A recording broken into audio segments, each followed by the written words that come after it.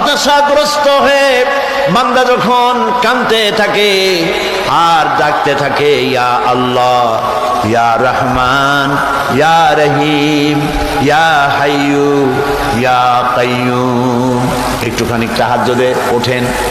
গভীর রাত্রে ঘরের সবাই যখন ঘুমানো, আপনি তখন উঠুন, উজু করে একাকী রুমের ভিতরে ঢুকে তাহাজ্জুদের নামাজ আদায় করে চোখ বন্ধ করে যদি ডাকতে থাকেন মধুর সুরে, ইয়া আল্লাহু, ইয়া রহমানু, ইয়া রহিমু, ইয়া হাইয়ু, ইয়া কাইয়ুম।